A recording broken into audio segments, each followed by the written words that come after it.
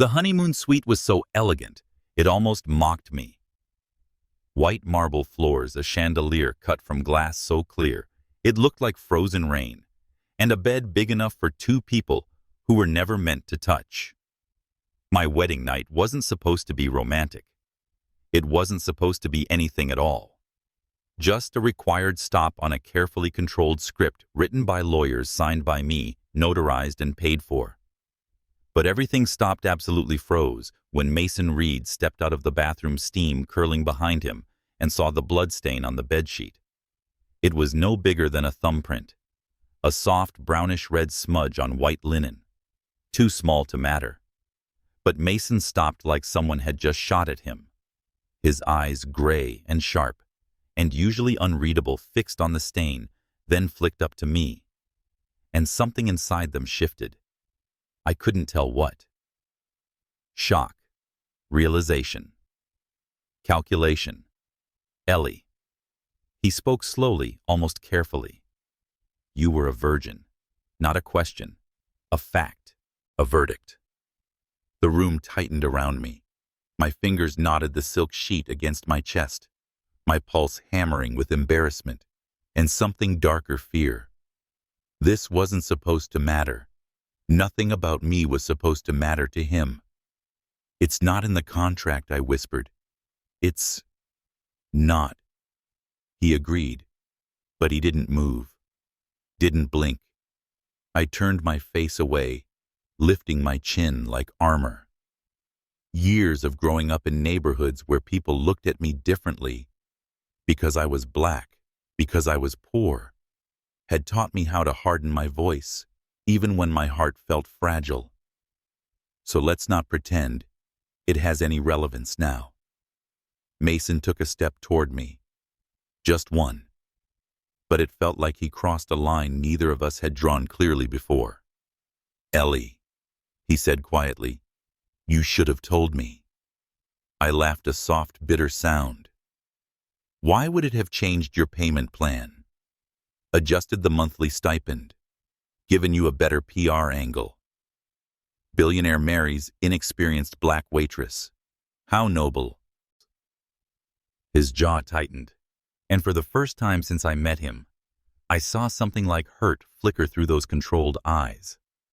I don't see you that way, he said. No, I asked. Then how do you see me, Mason? A contract. A pretty accessory to smooth over your image. A woman hired to stand beside you and make the board stop questioning your bachelor lifestyle. His silence was heavy, too heavy. And that was when the memory crashed into me, the moment everything began. 2 months earlier, the diner smelled of burnt coffee and overworked dreams. I had been working double shifts for weeks, dragging myself through the endless grind of tips that barely covered rent, much less the medical bills piling up like threats in my mailbox. My mother's voice still echoed in my head from that morning.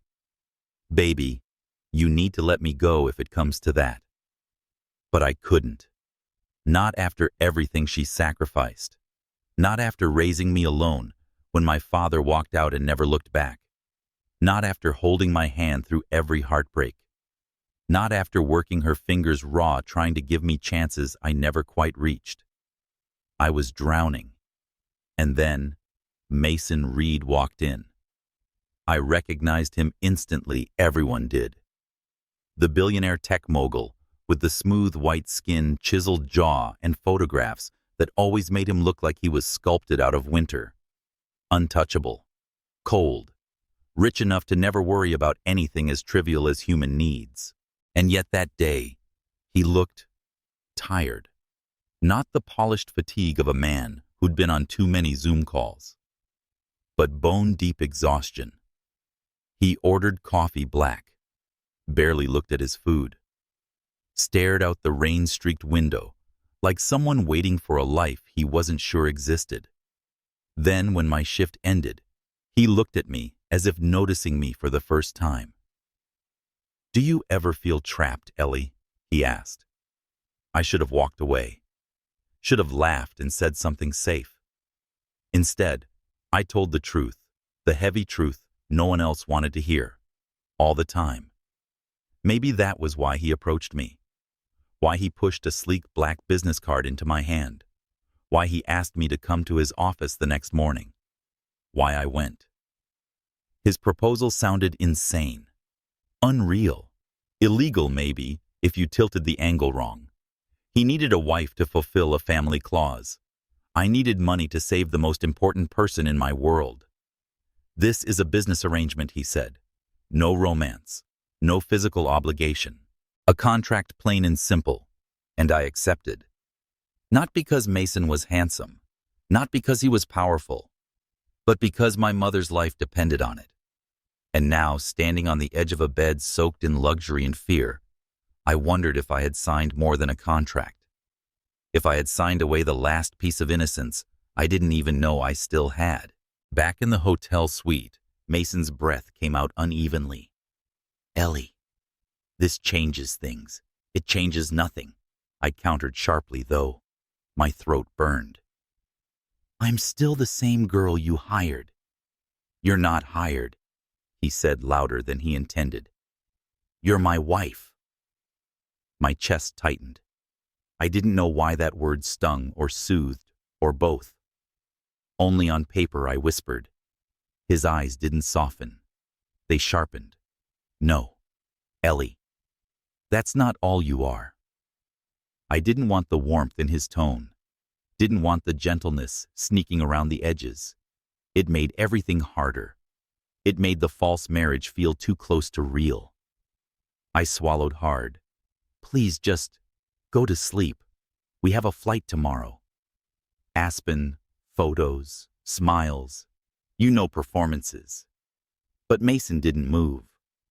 Tell me why you hid this, he said. I didn't hide anything. You didn't tell me. You didn't ask. He ran a hand through his hair, the first sign he was unraveling. Ellie, stop. My voice cracked, betraying me. This isn't who we are. You don't get to be emotional about this. The silence that followed wasn't cold. It was electric. He lowered his voice to a soft, dangerous whisper. Maybe I want to be. My heartbeat stumbled. No, no, no, no. This wasn't allowed. This wasn't the man I agreed to marry. That man was logic wrapped in a suit, not someone whose eyes suddenly felt like they could read my secrets. I looked away, but he stepped closer. This isn't just about the contract, Ellie, he said. It's about you. Why do you care? My voice rose, almost breaking. Because. He stopped, jaw tight, battling something inside. Because I do. He sounded frustrated by his own honesty. The room felt hotter, smaller, too intimate. He took another step, and I flinched, not because I feared him, but because I feared what I felt when he was near. The pull, the awareness, the way my body reacted like it already knew him. Mason froze. His voice dropped rough low. Did I scare you? I shook my head. No.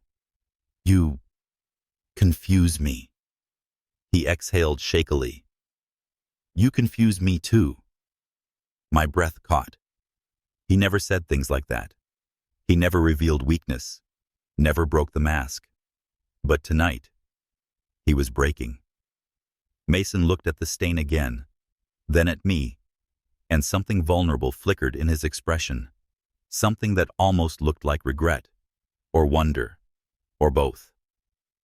Ellie, he murmured, you should have told me because it means I'm the first man to ever touch you, even accidentally, even in a moment like this, and I don't know what to do with that. The confession hit me harder than it should. Mason, I said softly, you don't have to do anything with that. But the truth, I wasn't sure I wanted him to ignore it, because the way he was looking at me intensely, searchingly, made something fragile inside me stir, something I didn't want to name. He swallowed hard, as if restraining himself. I won't break the contract. I won't ask anything from you, but I need you to know this. I'm not indifferent to you. I blinked, stunned. "Mason, you're not supposed to—" "I know," he said roughly. "Believe me, I know." The air between us tightened like a live wire. And then he stepped back. Just one step, but it felt like he'd hauled himself away from a cliff. He cleared his throat. "We should rest. Long day tomorrow."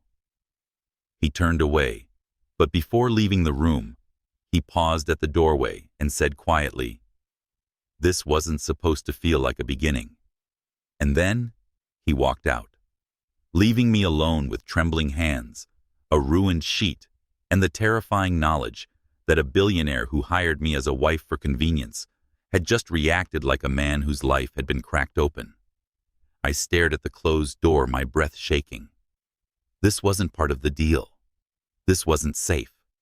This wasn't scripted. Something had shifted, subtle, irreversible, dangerous.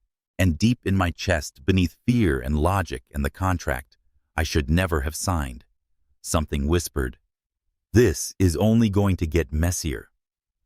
The morning after the bloodstain incident felt like stepping into a version of myself I didn't recognize. I woke before the alarm pulse, anxious, the memory of Mason's expression still lingering like a bruise beneath my ribs. He hadn't knocked on my door again. I didn't expect him to. He was a man who built empires by controlling variables. I had become a variable he couldn't predict. The suite was quiet, too quiet. The kind of quiet that happens only in expensive spaces, as if silence too had a price tag. Mason was already gone.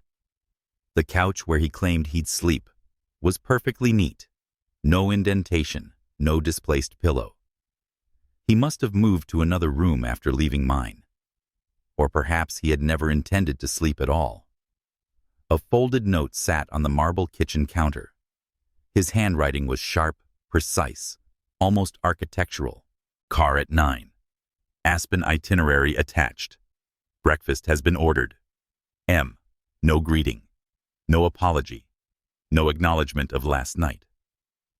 Straight back to businesslike formality, as if his voice hadn't cracked, as if he hadn't admitted I confused him, as if something invisible hadn't trembled between us.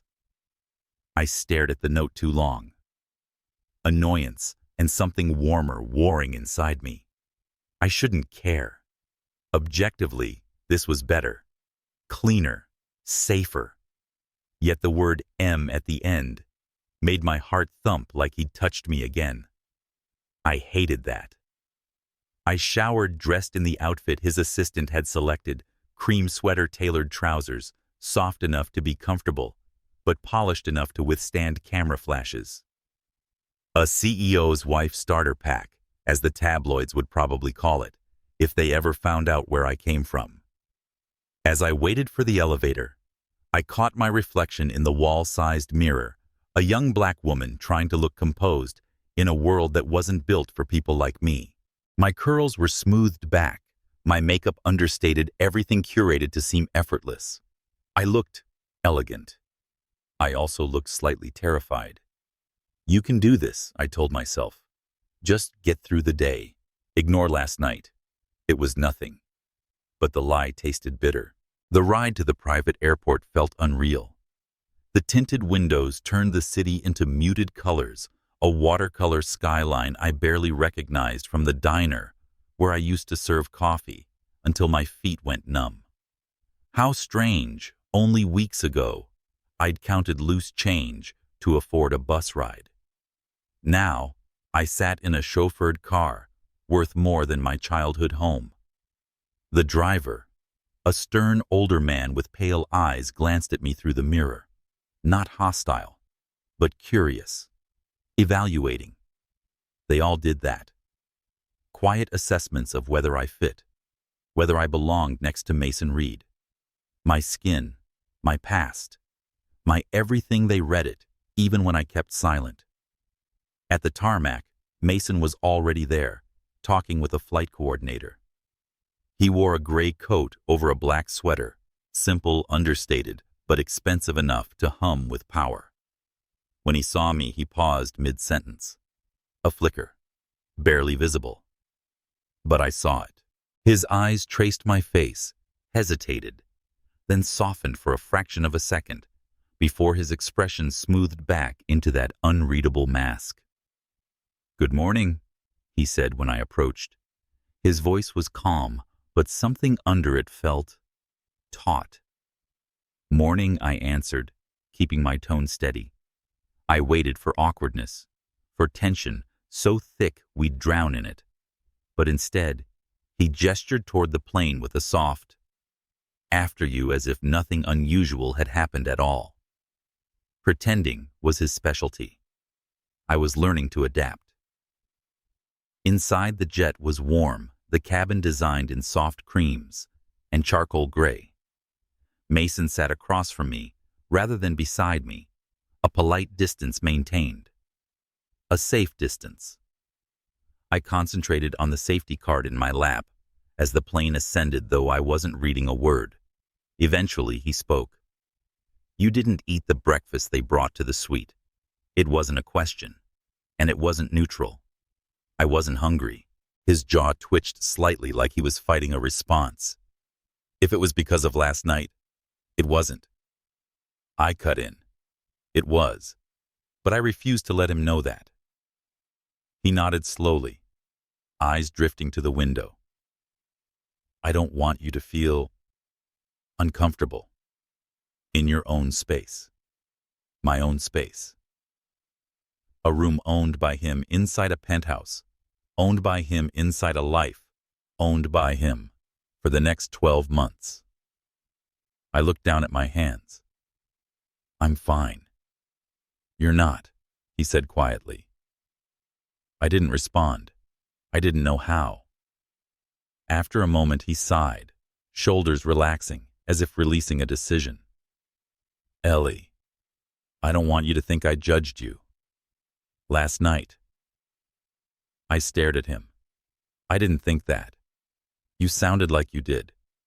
You sounded like you expected me to be someone I'm not." He froze, subtle but visible. And that was when a slow, cautious shift happened between us. Not forgiveness, not comfort, just acknowledgement of the mess, of the questions hovering between us like ghosts.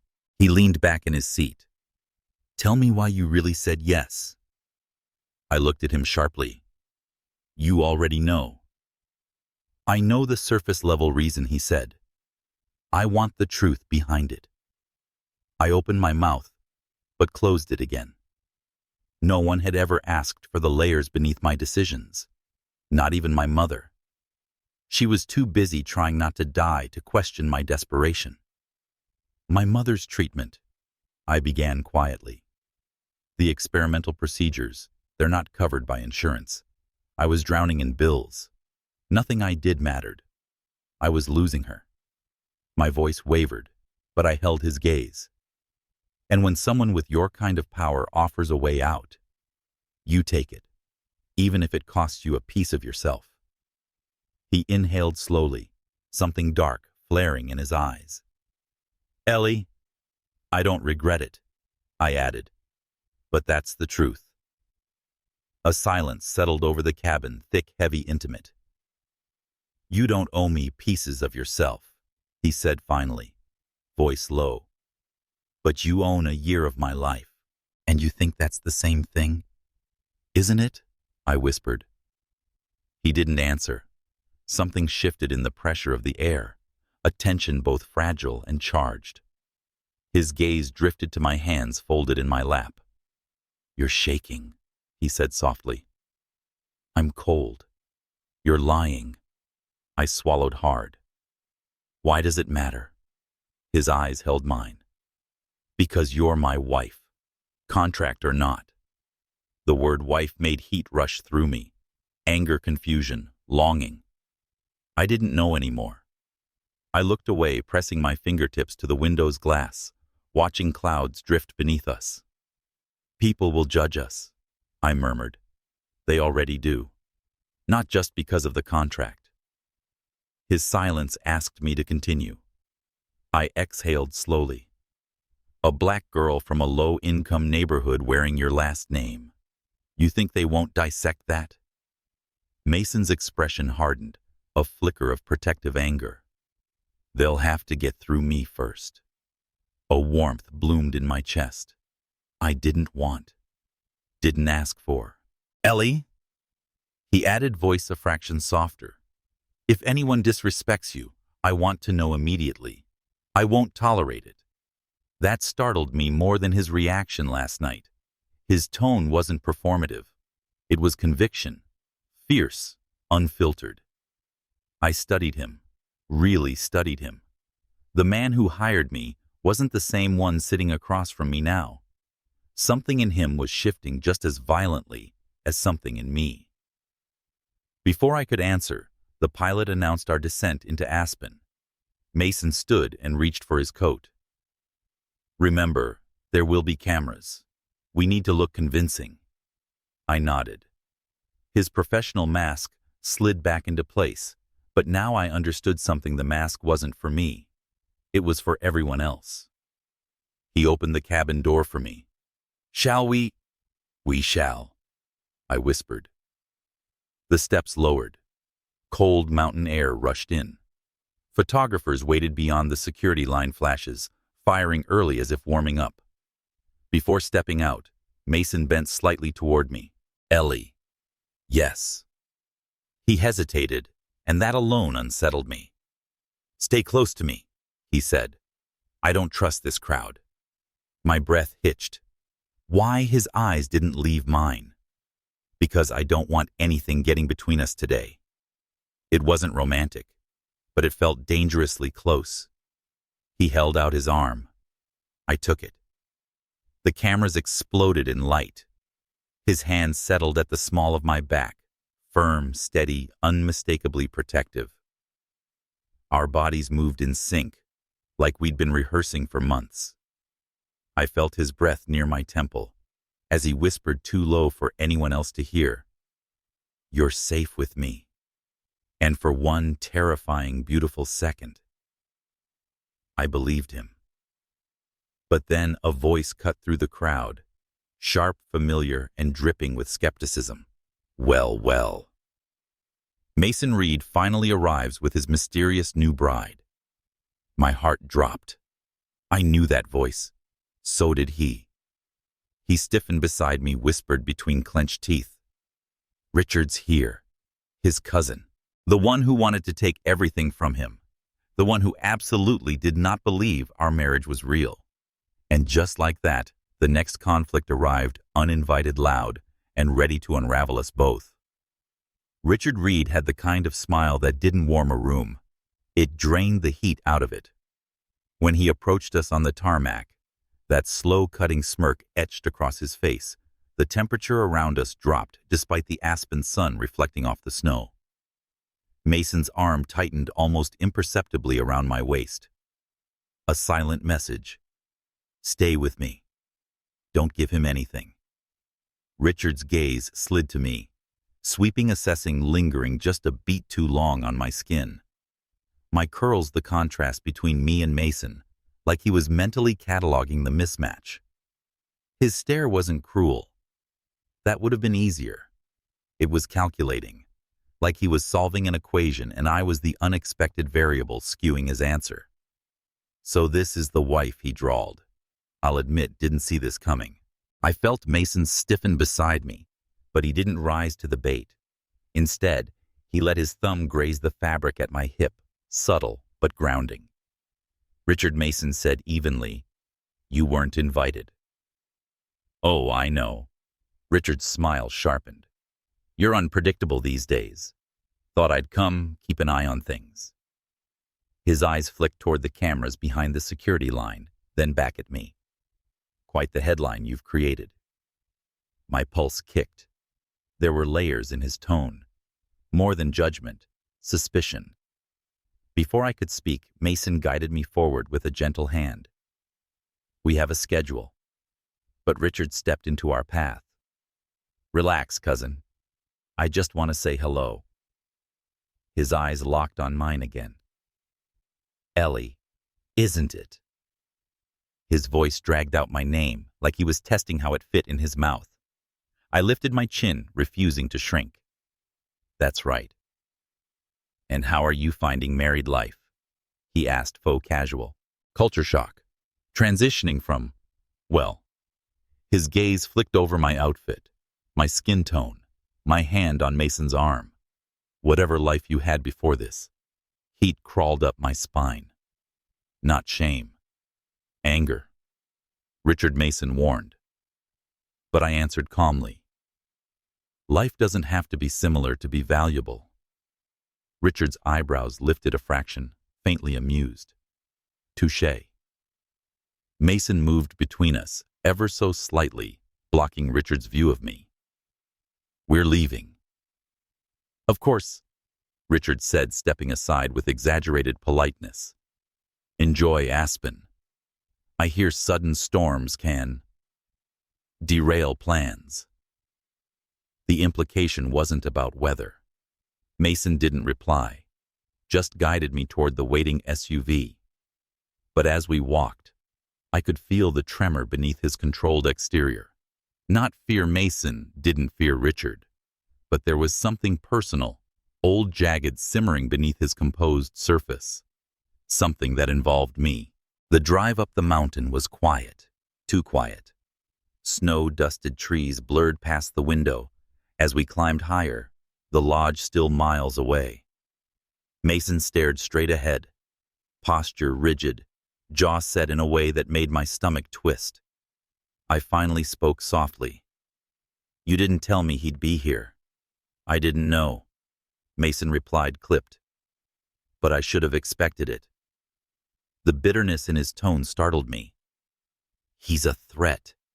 Mason hesitated, fingers tightening on the armrest. He wants control of the company, the board, the narrative. Me.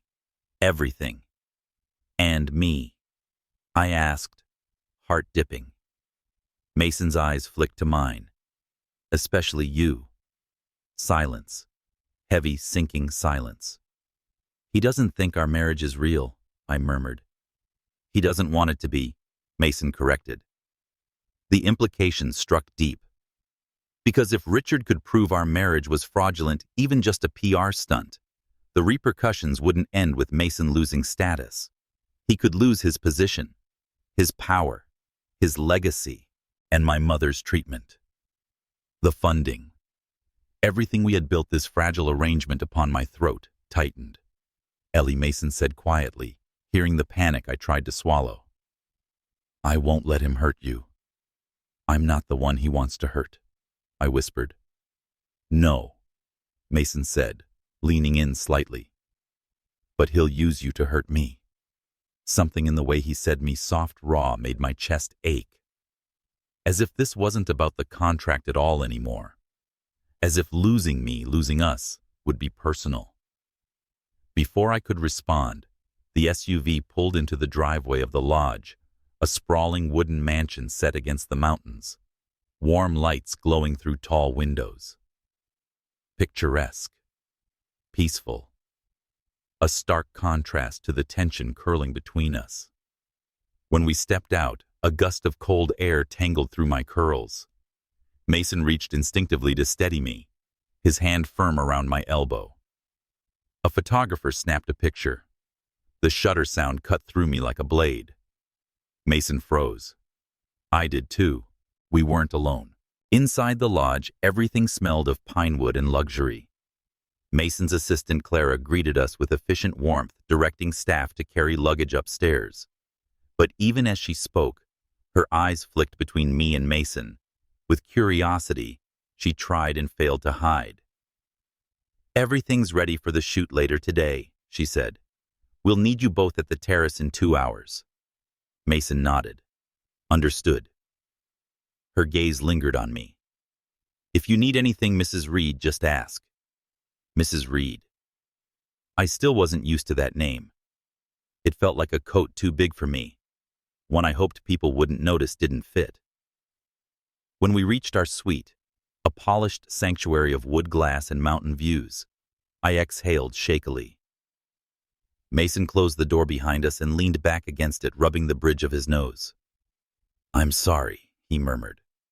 For what? This shouldn't be stressful. I almost laughed. Your cousin ambushed us. Photographers caught us off guard, and the internet is probably already debating whether I'm a gold digger or a diversity PR move. Stressful is an understatement. His face hardened. People who talk like that are ignorant. They're predictable, I corrected. He looked at me, then really looked, and something shifted in his eyes. A slow, controlled burn of admiration and concern. You're stronger than you think, he said. And you're more vulnerable than you pretend, I replied without thinking. His breath hitched almost imperceptibly. A beat of silence, the kind that feels like a step toward something neither person planned. But then a knock sounded at the door, breaking the spell. Clara's voice filtered in. Mason, Ellie. The stylists are here. He didn't move immediately. Instead, he held my gaze for one long moment. After the shoot, he said quietly, "We need to talk." About Richard? I asked. His eyes darkened. About us. My heart kicked hard. I nodded. 2 hours later, we stood on the terrace, the mountains behind us glowing pink with sunset. The air was cold enough to sting, but Mason stood close enough that his body heat seeped through our coats.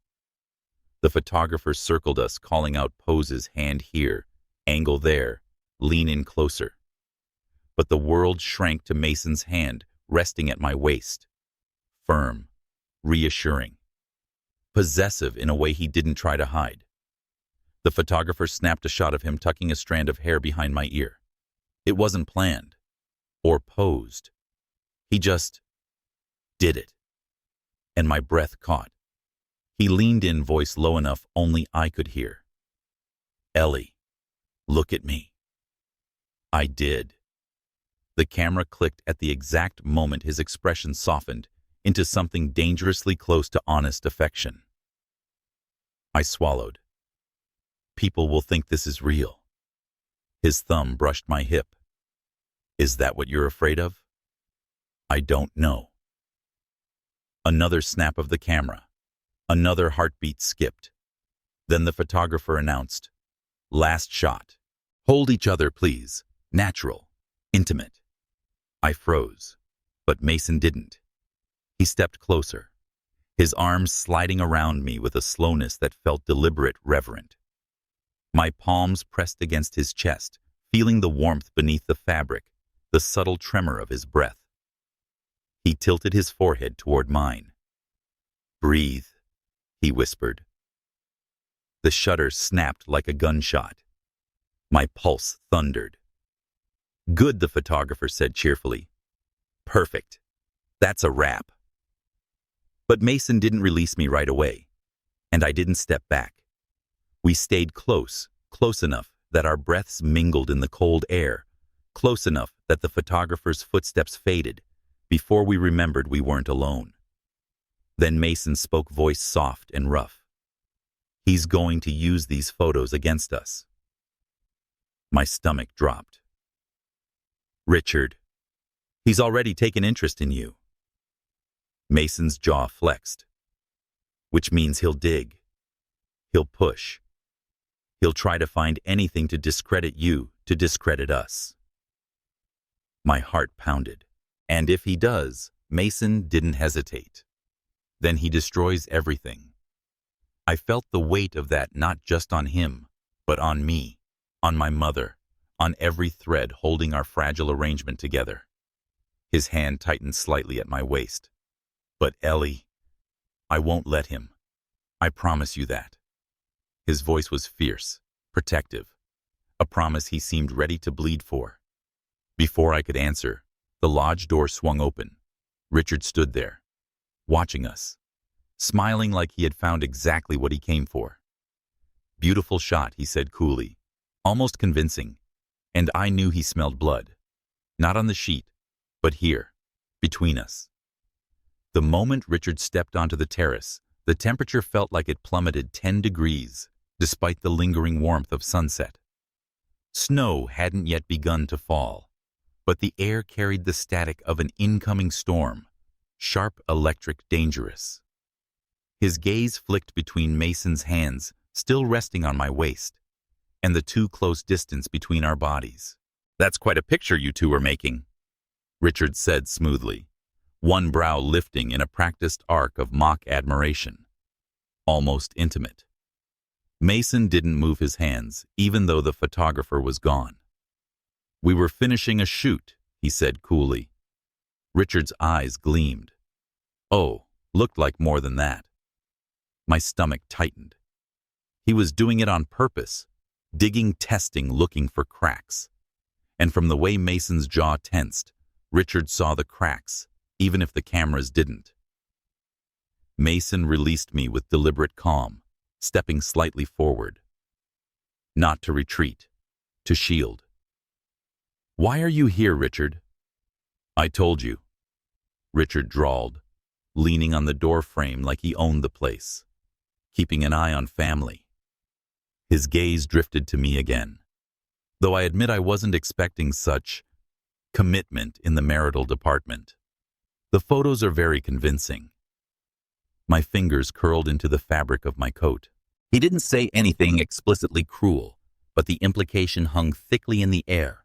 Convincing because it wasn't real. Convincing because I didn't belong here. Convincing because the black waitress from the diner couldn't possibly be married to Mason Reed unless it was a performance. Mason stepped closer to me again, without even realizing it. "Ellie doesn't owe you an explanation." "Maybe not," Richard replied. "But the board might be curious. They're already talking." I felt Mason go absolutely still beside me. "What did you tell them?" Mason asked, voice low and dangerously calm. "Oh, nothing," Richard said lightly. "Just that your sudden marriage might deserve context." My heart slammed. Mason's breath went sharp fast, like the fuse of a bomb catching flame. "You don't get to drag Ellie into your games," Mason said. "It's not a game," Richard countered. "It's a company worth billions. And your choices reflect on all of us." His eyes landed on me deliberately slow enough to sting. Some might say, risk comes in all shapes and colors. I felt the air leave my lungs in a painful rush. The words weren't loud, but they were poison. Mason surged forward before I could react, grabbing Richard's arm and shoving him back against the wooden siding with a force that made the terrace lights tremble. Snow from the rooftop slid down in a soft cascade. "Don't you dare!" Mason hissed. Richard's smile widened, unshaken. "Touched a nerve." "Say something like that again," Mason growled. "And I swear, you'll what?" Richard leaned in, eyes glittering. "Hit me in front of your wife, in front of the cameras. I wonder what headlines that would inspire." My voice finally emerged, thin but steady. "Stop." Both men froze. I swallowed hard. My pulse thundered in my ears. "He wants you to lose your temper, Mason. Don't give him the satisfaction." Richard straightened his jacket smugly. "Smart girl." Mason's eyes flicked to me, filled with something raw, shame, anger, and a fierce protectiveness that nearly knocked the breath out of me. "Get out," he said to Richard, "before I forget how much trouble you're worth." Richard lifted both hands in mock surrender. "Of course. I just wanted to say hello." As he left, he paused beside me for a fraction too long. "Ellie," he murmured, "I hope you know what you've married into." Mason moved instantly, placing himself between us. "Leave." That finally made Richard laugh low, knowing venom coated.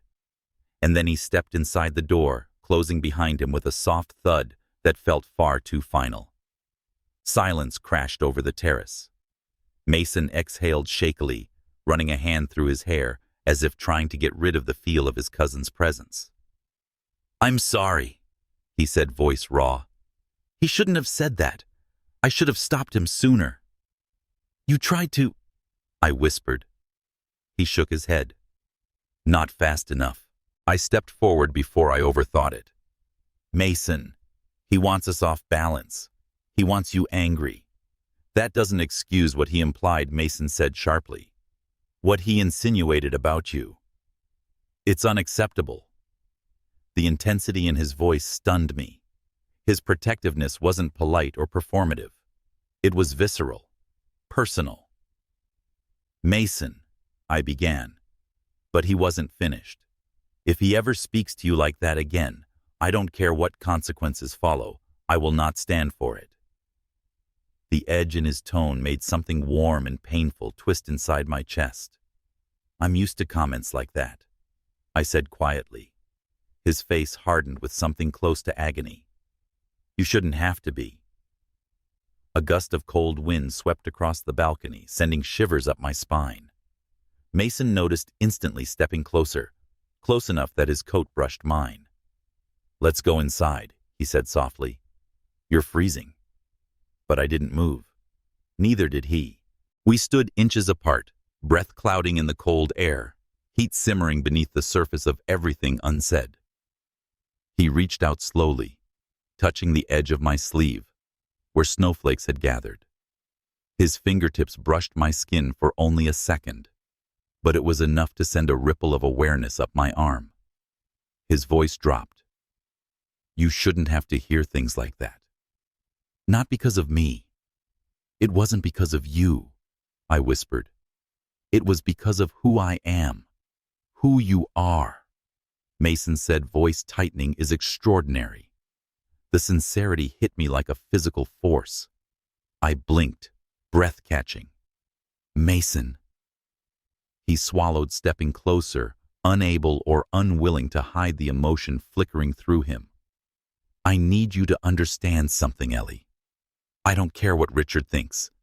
I don't care what anyone thinks. I chose this. I chose you. My heart stuttered painfully. For the contract. For more than that, he said quickly, voice lowering to a hoarse whisper. Even if I didn't see it at first, the ground beneath my feet felt unsteady.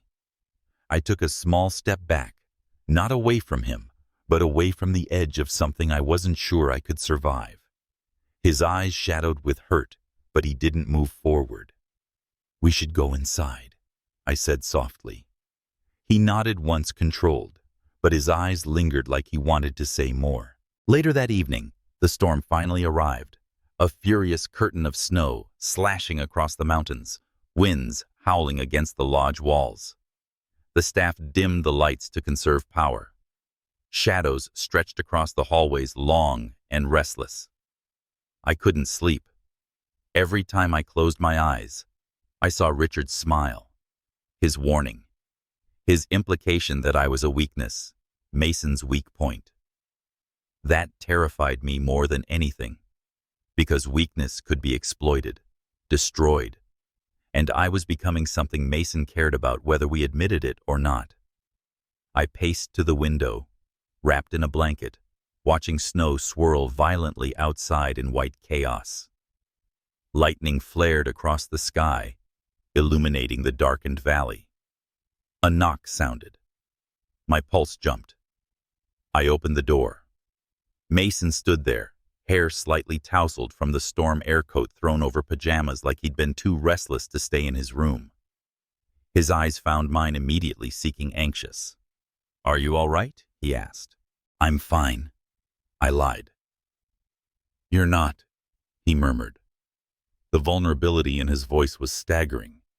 He stepped inside, closing the door softly behind him. I couldn't sleep, he admitted. Not after earlier. I know, I whispered. Me neither.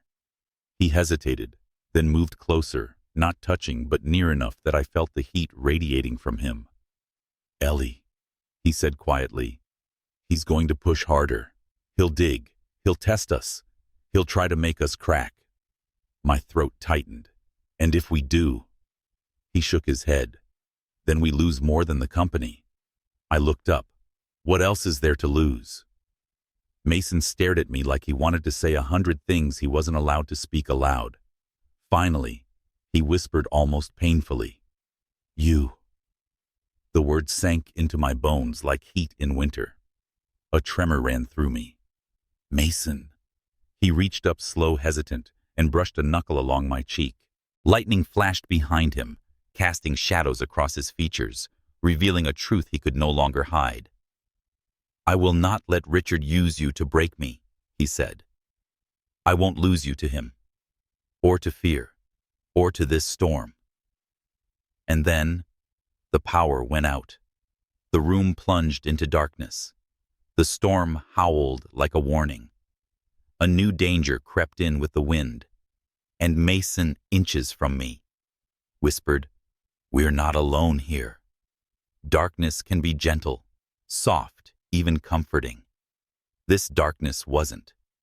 It descended too quickly, swallowing the room with a violent abruptness that made my breath catch. The storm outside roared against the windows, as if trying to claw its way in. For a moment, I couldn't see Mason at all, only felt him, the heat of his presence, a steady anchor in a black tide. I heard his exhale before my eyes adjusted. "Stay close." The way he said it, quiet, low, not commanding but instinctive, sent a shiver through me. Not from fear, not exactly. More like anticipation, and the unsettling sense that something was shifting inside him. Inside me, inside whatever fragile space lay between us. Lightning flared across the mountains, illuminating his face for a blink of a second. His jaw was tense, eyes sharp with something that wasn't panic. Mason never panicked, but certainty. Awareness. "We're not alone," he murmured again, more certain now. My heartbeat lurched. "What do you mean? Someone's inside the lodge?" He didn't answer immediately. Instead, he moved closer, guiding me gently but firmly away from the windows. The outline of his hands on my arms was warm, steady, protective in a way that made my pulse skip in dangerous patterns. "Listen," he said softly. At first, all I heard was the wind. Then a sound, soft, a creak of a floorboard far down the hallway. Not from the storm, not from the lodge settling. Footsteps, slow, deliberate. My breath caught. Mason's face hardened. He reached for the flashlight on the nightstand, shook it once it flickered to life with a weak glow. "Who would be roaming around during a blackout?" I whispered. "Someone who doesn't care about the storm," Mason said. "Or someone who used it. Used it." The meaning sank in like ice. "Richard wouldn't." "He would." Mason cut in quietly. "If he thinks it gives him an advantage." My pulse thudded painfully. Not because I feared Richard physically hurting me, but because he had already shown he was willing to hurt Mason by using me. To him, I wasn't Ellie. I was leverage, a vulnerability, a target. Thunder rolled overhead, shaking the window panes. Another set of footsteps echoed faintly. Closer this time. Mason angled the flashlight away from the doorway, keeping the room dark except for a soft halo around us. "We need to get downstairs. The backup generator should have power in the main lodge. And if Richard's there, I don't care." The rawness in his tone startled me. It wasn't anger. It was protectiveness, so fierce it bordered on dangerous. Lightning flashed again, illuminating the room. Mason's gaze locked onto mine, his voice dropping to a near whisper. "Ellie, I will not let anyone use this night against you." "Or against you," I said quietly. Something flickered in his eyes. Gratitude, longing, fear. Before he could say anything, the footsteps sounded again, closer still, and the decision was made for us. "Come on." He took my hand, warmer than I expected, rougher, solid, and guided me toward the door. His grip tightened slightly, grounding me as we stepped into the hallway. The hallway was pitch black except for faint snow light seeping through the frosted windows. The storm outside rattled the roof, and the lodge creaked under the weight of wind. Our footsteps were nearly soundless against the wooden floor. Mason walked ahead, flashlight angled downward, his body tense. "Stay behind me," he said. I almost argued, but something in his tone, something unyielding, stilled me. We reached the landing overlooking the grand lobby. The chandelier below hung like a dark skeleton. No light, no sound but the storm. Until a shadow moved at the bottom of the stairs. I froze. Mason's arm swept instinctively in front of me. But when the figure stepped into the faint silver glow from the windows, I exhaled only slightly. Richard. He stood there, hair damp from the storm, expression half hidden in darkness.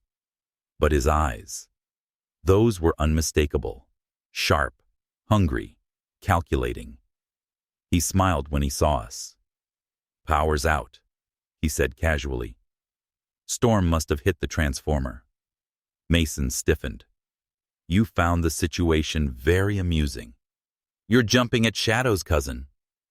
Richard leaned one arm on the railing. "Relax." But his gaze slid to me, slow, invasive. "You should be careful walking around in the dark, Ellie." Mason tensed like a pulled wire. "Don't talk to her," he said. Richard's smirk widened. "Protective tonight, aren't we?" "No." Mason stepped forward, positioning himself directly between us. "I'm realistic. I know exactly what you're trying to do." "You think too highly of yourself," Richard said lightly. "I'm simply observing your investment."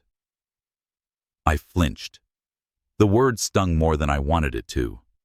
Mason must have felt the subtle recoil because he moved closer to me without even realizing it. "Ellie is my wife, not a bargaining chip." "Are you sure?" Richard asked.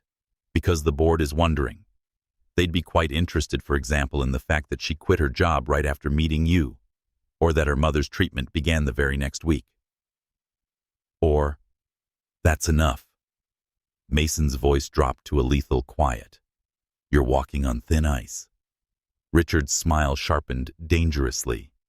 "So are you." The storm cracked overhead like thunder agreeing with him. I felt Mason's anger vibrate through him. But beneath it, beneath the fury, was fear. Not for himself. For me.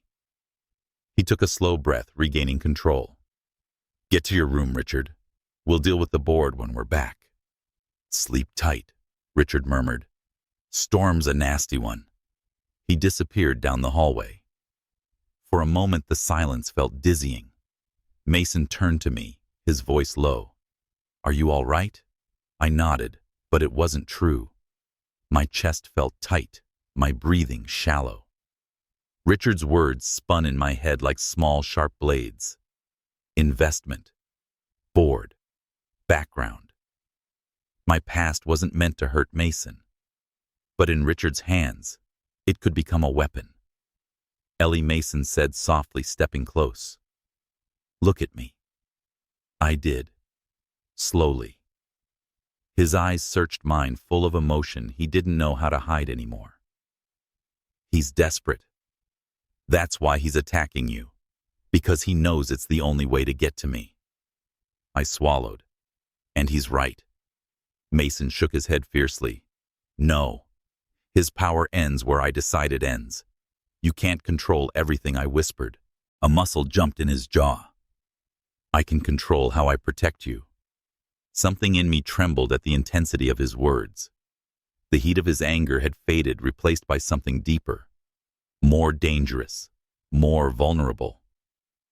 Lightning flashed again, and for a moment Mason's face was illuminated. Tension, worry, want. It made him look younger. Human.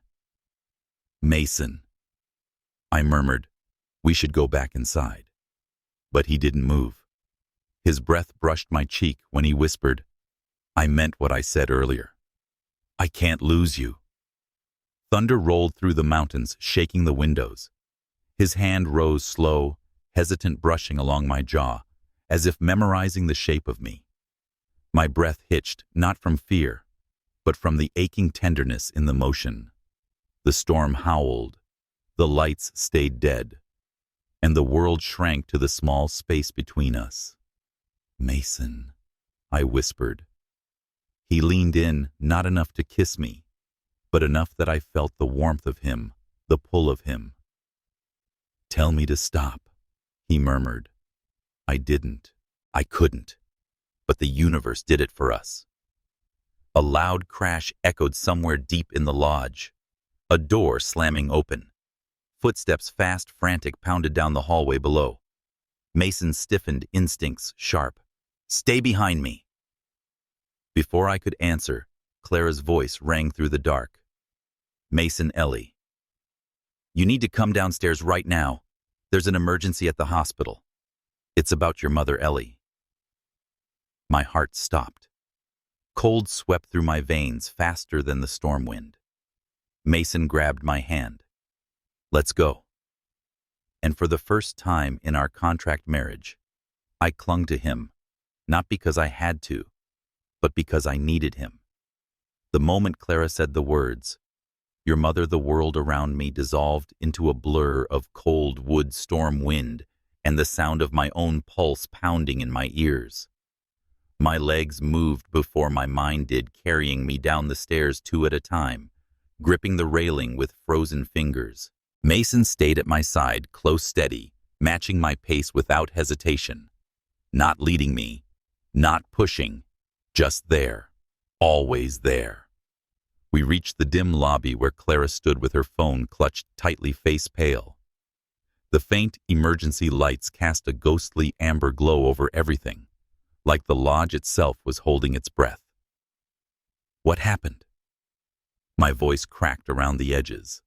Clara swallowed. "The hospital called the landline. Backup generator must have made the connection possible for a minute. They said there was a complication." My stomach plummeted. What kind of complication, I demanded. "They didn't give details," Clara said softly. "They asked you to call back immediately." Lightning flashed through the lobby windows, illuminating Mason's face, tight, focused, a storm within a storm. "We'll call," he said. "Now." He guided me toward the office behind the reception desk, his hand steady on my back. My fingers trembled as I lifted the phone receiver, listening to the hollow tone as it dialed out. Mason stood behind me, one hand braced on the desk near my arm, close enough that I could feel his warmth in the freezing room. "St. Matthew's Hospital ICU desk," a nurse answered. "This is Ellie Parker. Ellie Reed. My mother is Margaret Parker." "Someone from the hospital called." "Yes," the nurse said gently. "Please hold. The doctor will speak with you." My breath caught. Please hold. The cruelest phrase. Mason's hand found mine. He didn't look at me, didn't speak. He simply intertwined our fingers with a quiet certainty that made my eyes burn. The line clicked. "Ellie." It was Dr. Harris. Calm voice, steady tone. A tone doctors use when they're about to break you carefully. "There's been a sudden shift in your mother's condition." My throat closed. "Is she—" I couldn't finish. "She's stable now," he said quickly. "But she experienced cardiac complications from the infection." Her heart struggled. "We were able to intervene, but she'll need close monitoring for the next 12 hours. A shaky breath left me. Relief and terror twisted together. "Can I talk to her?" I whispered. "She's sedated," the doctor replied. "Resting, but she's safe for the moment." My knees weakened. Mason's fingers tightened around mine. Thank you," I managed before hanging up. The moment the receiver clicked back into place, the adrenaline that had been holding me together broke. My hands trembled uncontrollably. Tears blurred the dark wood of the desk. And then Mason was there, arms wrapping around me, pulling me into him with a quiet, aching tenderness I didn't have the strength to resist. I pressed my forehead against his chest, feeling the solid beat of his heart against my skin, grounding me, steadying me. "She's okay," he murmured. "She's safe." A sob escaped before I could swallow it. I should have been there. I should have gone home sooner. Ellie. Mason's voice cut through my spiraling panic. "You couldn't have known. And you are going home. Right now." I pulled away enough to look up at him. His expression wasn't stern. It was determined. Fiercely, protectively determined. "But the storm. We'll find a way," Mason said. "I won't let you face this alone." His certainty hit me like warmth after frostbite, but guilt tangled with it, sharp and bitter. "This is my problem, not yours," I whispered. His eyes softened in the darkness. "You are not alone in any of this anymore." Something in me splintered and reshaped at those words. The snow was coming down in sheets thick enough that the glass doors rattled against the pressure. The lodge staff worked with flashlights, coordinating in hushed tones, checking radio signals. Mason paced beside the giant fireplace, shoulders tense, coat thrown over his arm, as he strategized in rapid-fire low tones with Clara and the head of security. I watched him from a distance, feeling something heavy twist under my ribs. Not fear, not gratitude, something dangerously close to love. But I shut that thought down before it could take shape. Love wasn't part of this arrangement. Love was the one thing we weren't supposed to risk. And yet, Mason kept glancing toward me like he couldn't help checking I was still there, still whole. Each glance sent a warm ripple through me, a heat I tried to ignore. Within minutes, he was at my side again. "We can't fly in this storm," he said. "Visibility is near zero. But I'm sending a request for a snowplow escort. As soon as the road clears enough to move, we're driving." "Mason," I whispered, "you don't have to do all this." His jaw flexed. "Yes, I do." The storm cracked above us like a warning. Clara approached, voice soft. "It may take hours before the roads are passable." Hours. 12 hours. The window the doctor mentioned. My chest tightened painfully. Mason must have seen it because his hand brushed mine again, a gentle, reassuring touch. "We're leaving. The second it's possible," he said. "I promise you." I nodded, trying to breathe. He stepped closer. "Ellie, look at me." I did. He cupped my cheek with one warm palm, the touch tender enough to undo me. "She's a fighter," he whispered. "Like you." I swallowed hard. "I'm not as strong as you think." "Wrong." His thumb brushed my cheek, the faintest caress. "You're stronger than anyone I've ever met." My breath trembled out of me. The raw sincerity in his voice made it hard to hold my composure. "I don't feel strong," I whispered. "You don't have to," he said softly. "I'll be strong for both of us right now." The words stole something from me. My defenses, my distance, the fragile walls I'd kept between us. I leaned forward before I could stop myself, resting my forehead against his chest. He wrapped his arms around me again, pulling me close, grounding me in his warmth and quiet strength. The wind screamed outside, but inside his embrace, there was only steady breath and safety. Hours passed. The storm raged. The power flickered back in patches, dim lights casting gold shadows across the stone walls. Staff checked radio frequencies. Mason spoke with security teams coordinating. Always moving, always planning, always glancing toward me with eyes that held more than he said aloud. Near dawn, the radios crackled with a message. "Snowplow cleared, halfway up Route 9. Escort possible in 30 minutes. Mason's head lifted sharply. "We're going," he said immediately. My pulse spiked. "Now." "Yes." He grabbed his coat and climbed the stairs 2 at a time. "Pack what you need. Meet me in the lobby. My chest tightened with an emotion too tangled to name. Not just relief, not just fear. Something deeper. Something about the way he didn't hesitate, the way he risked the storm, the way nothing else mattered. I packed quickly, hands shaking, then hurried back downstairs. Snow dusted its way in through the cracked lodge doors as Mason spoke with the escort team's lead driver. He turned when he heard my steps. And in that moment, something shifted. I didn't see the CEO. I didn't see the contract husband. I saw the man. Just. Mason, determined, exhausted, scared for me, protective to his core. He crossed the lobby to me, placing a warm hand at the back of my neck, leaning close so only I could hear. "We'll make it," he whispered. "I promise." I nodded, not trusting my voice, but before we stepped outside, he gently tilted my chin up. His gaze held mine with a fierce intensity. "Ellie, whatever happens when we get there, you won't go through it alone." My breath shivered. "Mason." He shook his head lightly. "No more distance. Not tonight." The storm screamed, as if trying to drown out his words. But they stayed with me, burned into me. We stepped outside together into the frozen dawn snow swirling around us in blinding white. Mason's hand stayed firmly on mine as the plow's engine roared. The world ahead was uncertain, terrifying, raw. But his grip didn't falter. Not once.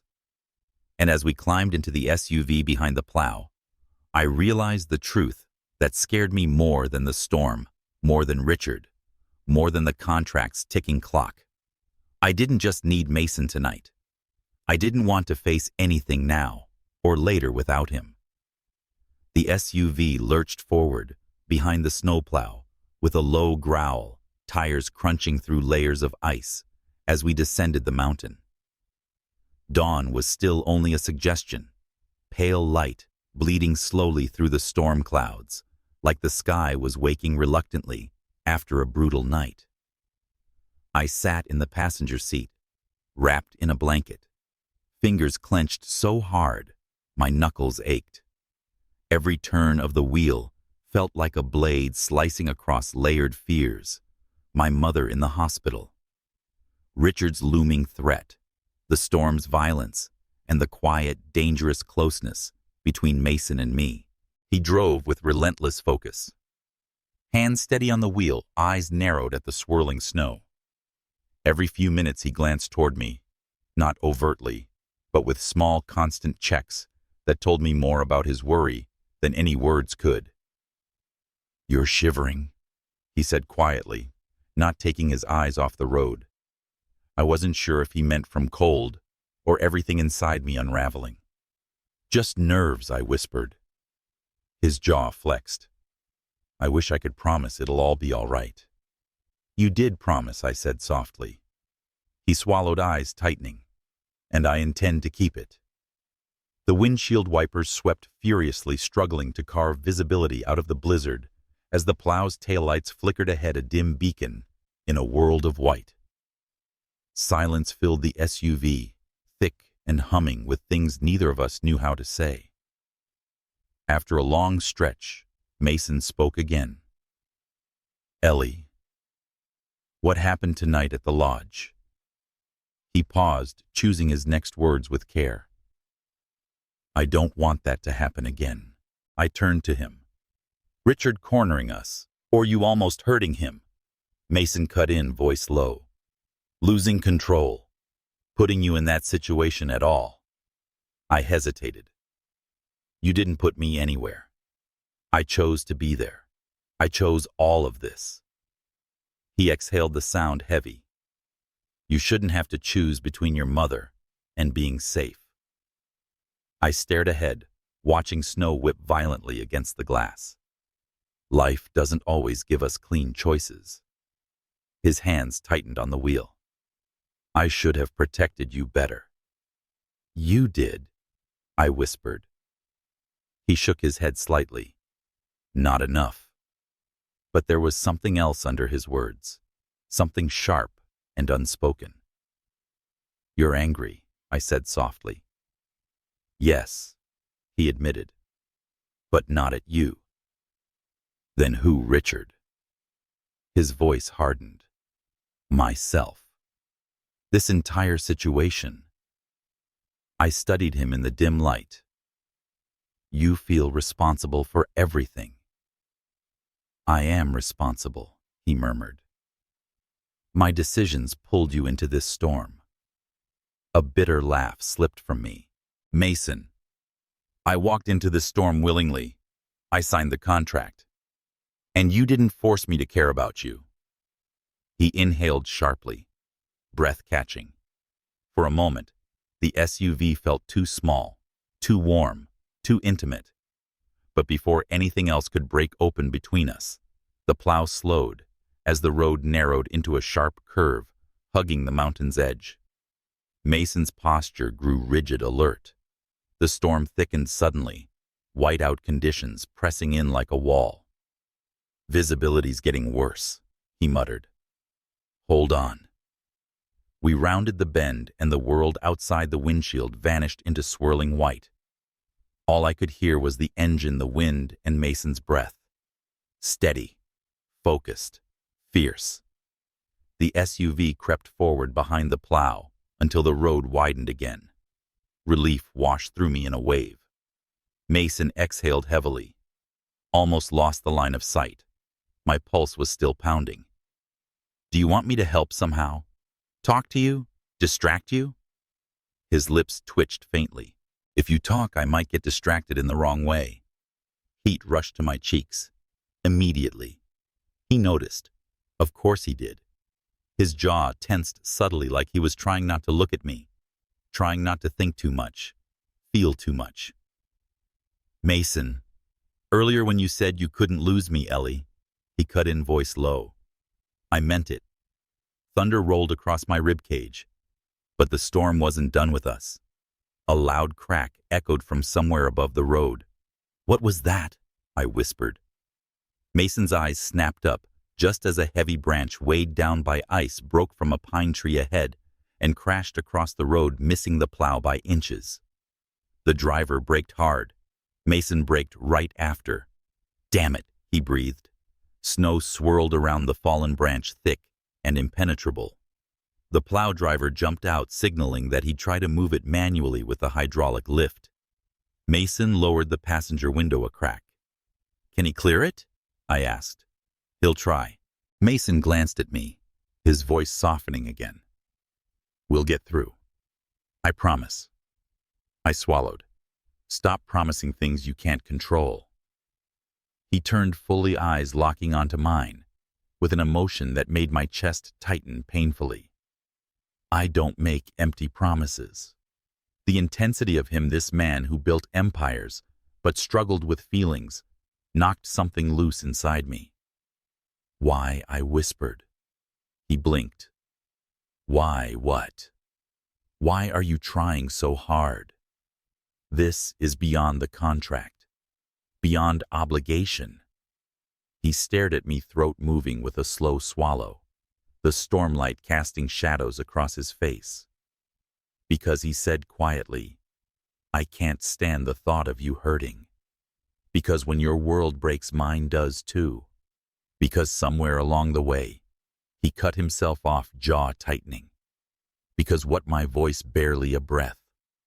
Because you matter more to me than I know how to admit. The words ensnared my breath, leaving me weightless, terrified, warm, dizzy all at once. Mason! A harsh horn blast from the plow interrupted us. The driver signaled that the road was clear enough to move. Mason straightened, hands tightening on the wheel again. We'll talk later, he said under his breath. When your mother is safe. The SUV resumed its crawl through the storm. But silence didn't settle back over us. Not this time. There was too much unspoken between us now.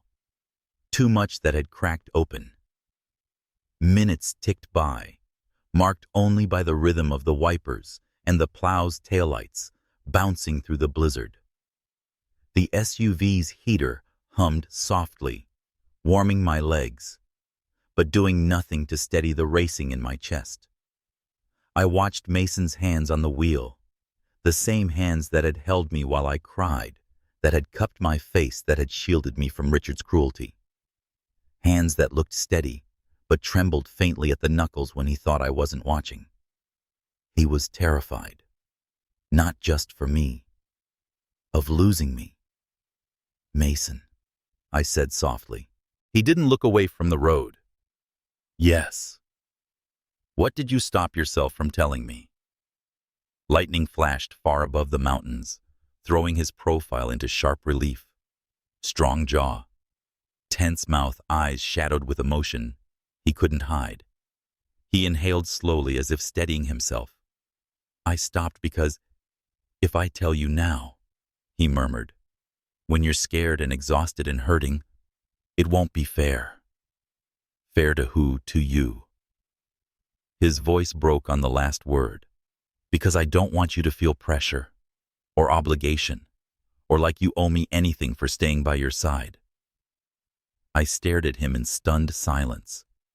He finally glanced at me, a brief, piercing look. "When I say I don't want to lose you," he whispered, "it's not because of the contract." His grip on the wheel tightened.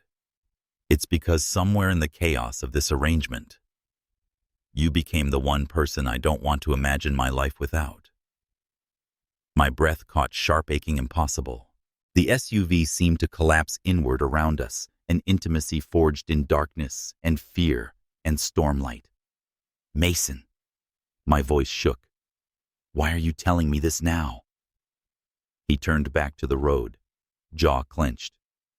"Because tonight made me realize something." "What?" "That losing control doesn't scare me." His voice dropped to a whisper. "Losing you does." The SUV fell silent, but the silence wasn't empty. It pulsed. It burned. It rearranged something inside me so completely that the fear in my chest shifted shape, not disappearing, transforming into something that felt dangerously like love. Before I could speak, the plow slowed again, this time, merging onto the main highway that led to the city. The storm lightened slightly enough for us to see the faint glow of distant buildings. "We're close," Mason said quietly, but he didn't sound relieved. He sounded terrified of the conversation he had just begun, and even more terrified of finishing it. "Mason," I whispered, "when this is over, we'll talk. Really talk." He nodded once, eyes still fixed on the road. "Good," he said. Soft, fragile, honest. Because deep down, we both knew the truth. This drive wasn't taking us to a hospital. It was taking us straight to the moment no contract could prepare us for. By the time the SUV rolled beneath the glowing canopy of St. Matthew's Hospital, dawn had broken in thin gray streaks across the sky. The storm had chased us all the way down the mountain, hissing against the windshield like it meant to swallow us whole. But here at the edge of asphalt and fluorescent lights, the world felt eerily still. The snowplow peeled away. Mason pulled into the emergency lot, killed the engine, and exhaled slowly, like he was letting go of a breath he'd held the entire drive. "Ellie," he said softly, "whatever happens inside, I'm right here." For a moment, I couldn't speak. My chest felt too tight, my throat too raw, so I simply nodded. His hand slipped over mine, warm, grounding, and we stepped out together into the freezing morning. Inside, the hospital smelled of antiseptic and coffee, and quiet fear, the scent of limbo. A nurse recognized me immediately and guided us toward the ICU. Mason stayed close enough that I could feel the heat radiating from him. The nurse paused outside my mother's room. "She's stable," she said, "but the arrhythmia was severe. She's sleeping now. Stable." The word felt like a fragile lifeline. I stepped into the dim room. Machines hummed in a slow, steady rhythm. My mother lay motionless beneath the blankets, her chest rising and falling in shallow breaths. Her skin was pale, too pale. The sight broke something in me. I moved to her bedside slowly, touching her hand with trembling fingers. Her skin was cool, but warm enough to mean life still held her. "I'm here," I whispered, voice cracking. "Mom, I'm right here." I didn't hear Mason come in, but I felt his presence filling the room like a quiet anchor. He didn't hover, didn't intrude. He stood by the wall, hands in his pockets, giving me space but refusing to leave. Minutes passed in soft, shaky breaths. I finally turned toward him. "She looks different." Mason stepped closer, stopping a careful distance away. "She looks like someone who fought hard all night," he said gently. "And she won." Tears stung my eyes. I should have been here. Not in Aspen. Not pretending for cameras. His face tightened. "You weren't pretending." I blinked at him, startled. He continued, voice low and steady. "Everything we did there. It wasn't fake. Not for me." The room suddenly felt too small. "Mason," I whispered, but he wasn't finished. He moved closer, his expression open in a way I'd never seen, unguarded, vulnerable, stripped of every CEO layer he usually wore. "I meant what I said in the car. I'm not afraid of losing control." He swallowed. "I'm afraid of losing you." The words hit me like a warm shock. Not gentle, not soft, real. I looked down at my mother's hand, then back at him, emotions tangled and overwhelming. "This wasn't part of the contract," I said hoarsely. "No," he agreed, stepping closer still. "It's more important than anything we ever put on paper." His voice was quieter than the machines, yet louder than the storm had been. I had no defenses left. Not after the drive. Not after the way he held me. Not after the way he looked at me now, like I was the only thing keeping him steady. "I don't know how to do this," I whispered. "I don't either," he admitted. Something broke open between us then. Something honest and terrifying and magnetic. He reached for my hand, but paused, giving me the chance to pull away. I didn't. Our fingers laced together naturally, like they'd been waiting for that moment. But the moment shattered when the doctor entered the room. We stepped apart quickly, but the connection didn't sever. It simply stretched taut, humming in the air. Dr. Harris gave me a gentle smile. "She's resting well. We managed to stabilize her arrhythmia. We'll monitor her closely over the next 24 hours, but I'm cautiously optimistic." Cautiously optimistic. Hope fluttered feebly in my chest. "Can I stay with her?" I asked. "Of course," the doctor said. "We'll set up a chair for you." "And I'll stay too," Mason said immediately. The doctor nodded, without surprise, clearly assuming we were a normal married couple. A real one. A loving one. My heart squeezed at that thought. Once he left, a heavy stillness returned. I sank into the chair beside the bed, brushing a curl of hair from my mother's forehead. Mason pulled another chair close, not too close, but close enough that our arms nearly touched. His voice was low. "Ellie, you don't have to pretend with me. Not here." I closed my eyes for a moment. "I'm scared." "I know," he said softly. When I looked up at him, something inside me cracked wider. He wasn't looking at me with pity or duty or contractual obligation. He looked at me with something impossibly gentle, something dangerously close to love. He exhaled slowly. "Ellie, talk to me. Tell me what's terrifying you most." "My mom," I whispered. "Losing her. Losing myself without her. And me." his voice barely audible. Am I part of what scares you? I hesitated. It was enough of an answer. He leaned forward, elbows on his knees, hands clasped, eyes fixed on the floor. I know I complicate everything, he murmured. I know I make it harder to think straight. Mason. No, he said softly, lifting his eyes to mine. Let me say this. His gaze was raw, unmasked, a storm of its own. When I met you, I thought I was buying stability, a clean solution, a contract. He shook his head with a quiet, breathless laugh. Instead, I found someone I think about even when I'm drowning in work. Someone I worry about even when I shouldn't. Someone who makes me want things that terrify me. My heart pounded so hard it hurt. I don't want this to be something you carry alone, he said. Let me help. Let me stay. Let me. His voice broke. I reached for his hand before I realized I was moving. Our fingers intertwined again, and this time neither of us pretended it was for comfort alone. He stared at our hands like he couldn't believe it was real. Ellie. His voice trembled. So did mine when I whispered, Mason, I don't know what this is between us. Neither do I, he said. But it feels real. Lightning didn't flash. Thunder didn't roar. But something inside me shifted, a quiet earthquake. I looked at him fully then.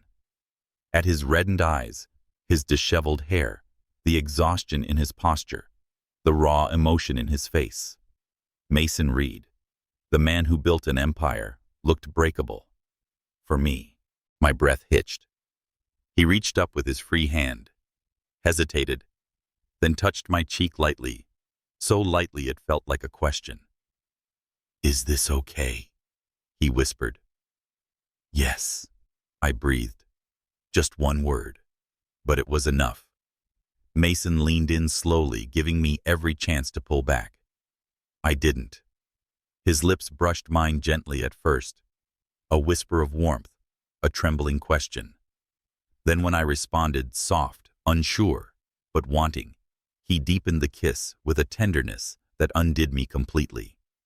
It wasn't possessive or desperate. It wasn't the heat of a storm or the fire of want. It was something far more dangerous. Real. When we finally pulled apart, our breaths mingled in the quiet room. My fingers still tangled with his hand resting on my cheek, like he couldn't bear to let go. Ellie, he whispered, forehead touching mine. No more pretense. Not with us. The machines hummed steadily. Snow fell softly beyond the window. My mother slept in the bed beside us, and for the first time since the contract began, I wasn't afraid of what came next, because he had kissed me like I wasn't a requirement, like I wasn't a performance, like I wasn't a liability or leverage or a line item in his grandfather's will. He kissed me like a choice, his choice. And I knew in the soft quiet of the hospital room, this was the moment everything changed, for good.